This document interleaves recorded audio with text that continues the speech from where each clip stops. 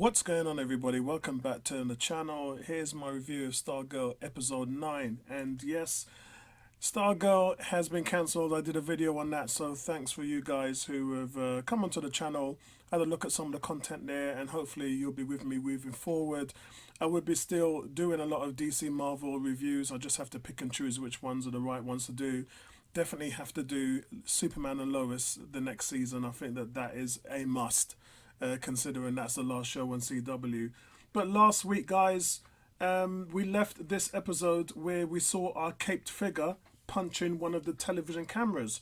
Now, we all talked about it looked like it was Our Man's father, it looked like it was the original Our Man, but even though we know he kind of passed away at the time when all of them died off, we're still in for the shock factor because it's got to be somebody big, right? If you go back to a few episodes ago, I did say that you needed the villain to be someone that we know. Otherwise, why would we care or be invested if it's someone we've never even seen before?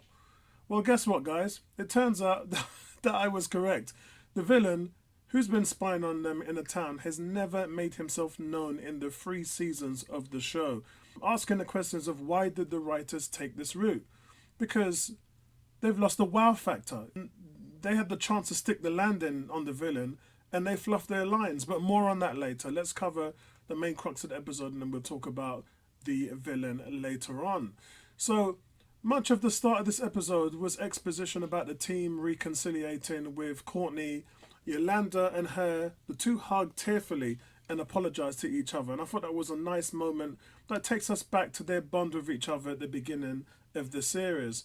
They covered this by saying that Yolanda realized that she was being rash about the whole Cindy deal, and Yolanda believed that maybe she should listen and understand the other side before making judgments. So that's what kind of turned her in this way. It was easy for Beth because she's always been a listener. But for Rick, this was going to be a challenge. With the JSA getting their support in telling Cameron the truth, Rick was always going to be reluctant. You know, he has this headache when it's really down to the hourglass drug, the Miracolo, and we can clearly see him struggling with the Miracolo that is eating away his body. I would have liked to actually see some visual suffering from the drug, like some dark patch areas around his eyes or some heavy fatigue every time he tried to use his abilities. But we kind of never really saw any of that. We just saw him looking at the hourglass and lifting weights and just boiling out all the time, throwing buses. Yeah, we saw it all, but we haven't really seen any impact, and I mean physical stress impact from taking the drug and not having the time limiter off. So Rick agrees to help them because the team is his family. They are all he's got. And to an extent, it's the same for Yolanda too. Also, last week's revelation that Pat hasn't dealt with Mike's abandonment of his mother, that made Pat search for Mike's mother online to try to reconcile with her.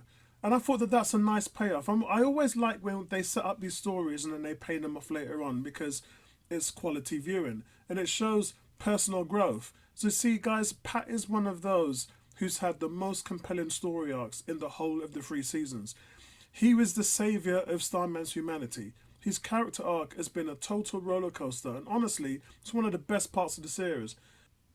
It's generally agreed upon that a good character here in this show has great development, is believable, and rounds out as a well-written, balanced person. Pat, being the sidekick who nobody listened to or had respect for in the original team, is a family man now and a mentor. And his character undergoes this significant change, and in the original characterization, he's simply forgotten about. We simply do not look at Pat as a sidekick anymore. He's changed that much. And so Beth, guys, gets a signal on the goggles about where the source of the cameras is coming from. And I'm sure enough, it's coming from inside Cameron's house. We do see somebody approach the house, which is Mr. Dissinger, which is Paintball, Cameron's teacher, who could have done with those paintball powers when he was on the trip to the house, because since he tried to convince Sophos and Lily into getting Cameron to rejoin the art class, it didn't work. And Lily, as we know, angry grandma, she just speared him in the heart. I thought that was cold. She didn't even blink. It was like, you're dead, goodbye, clean it up.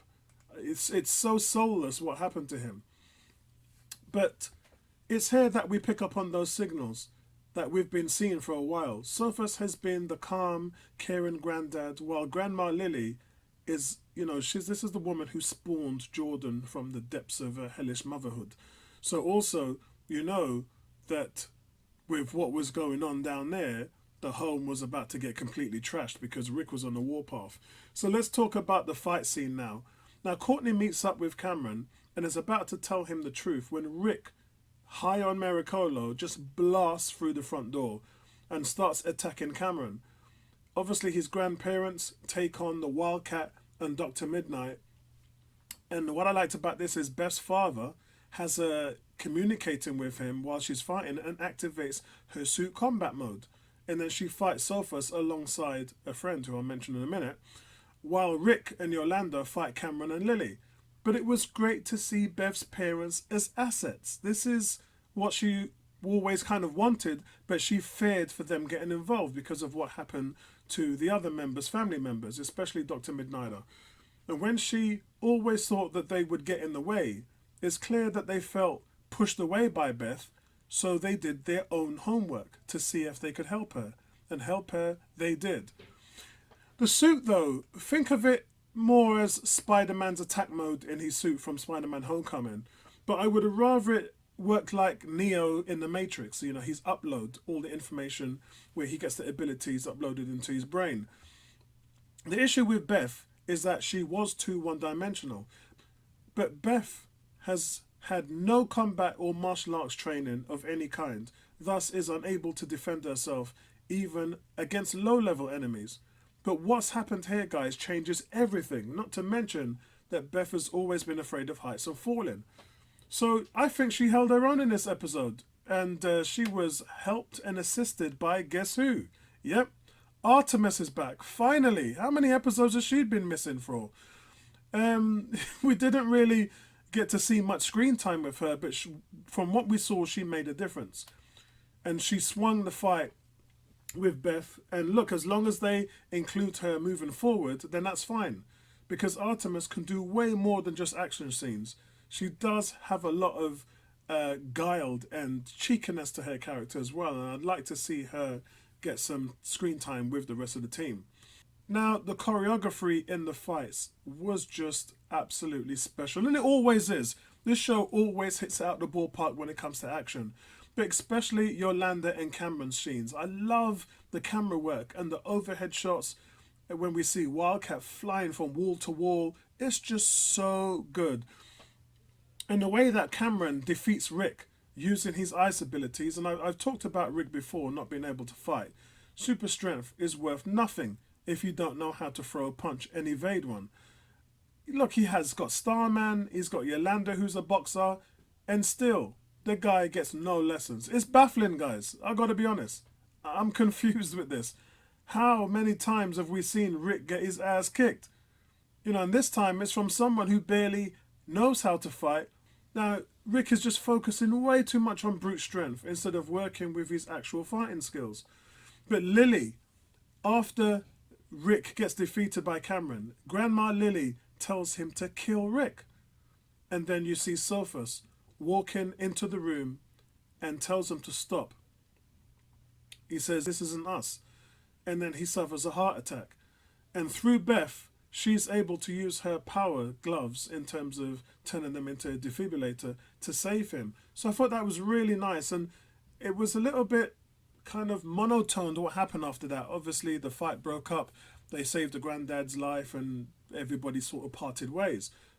So it would have been nice to get a little bit of a segment payoff from that in terms of where Courtney and Cameron are with this big reveal. But I think that that's going to be saved for next week now. But now moving on, every week you guys hear me come back here and say the same old thing about Mike and Jakeem not getting anything done in this show. And my answer has always been to let them be the ones who find the villain. Well, guys, I got my wish again, because it was Mike and Jakeem trying to find Sydney's whereabouts.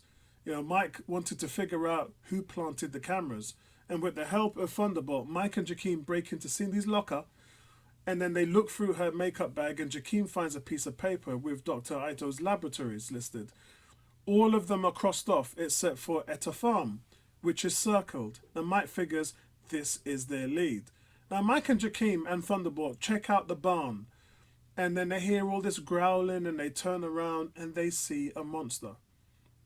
Now, it would have been much better if, like I said, they put Grundy in there or Dragon King. But guys, it's the Ultra Humanite. Would you believe that? It's the Ultra Humanite. Look, I hear what you're saying, guys. Who on earth is that? Now, he's never been on the show before, so that doesn't help them. And why would we actually care about him? What's the wow factor? But he did first face off against Superman and the Justice Society in the comics. He's known as the mad scientist, a criminal mastermind with that frail body, but a widely advanced intellect, who eventually transfers his consciousness into the body of an albino gorilla, making himself a major supervillain on Earth too in the Silver Age of comics. And it's funny, he becomes a villain of the regular JSA there. So it's great. The only problem with this is we've only got 4 episodes to go. So before this show is done, there's not really going to be much you can do with him. But the good thing is, this is actually Earth 2. So at least they got that right. But TV viewers will remember him from Young Justice, the former member of the Injustice League and the current member of the Light. I believe he made his appearance in season 1, season 3, and the last season that was Phantoms, I think it was.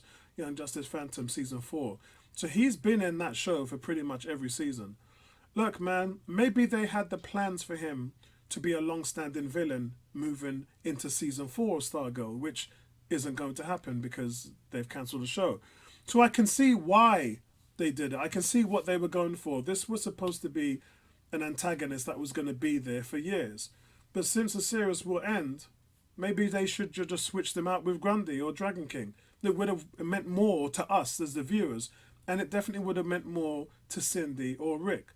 So listen, guys, I think this episode was really good. I'm going to give this an 8.6. It didn't get a 9 because I thought that, they really tripped up with the villain. But outside of that, solid episode. And one of my favourite scenes, I'm a big Paula Brooks fan. I love my Tigress. And did you see her face? She was in shock when Barbara said she was a friend. I really did like that. There's some really nice touches in this episode, guys. One of my favourites of the season so far.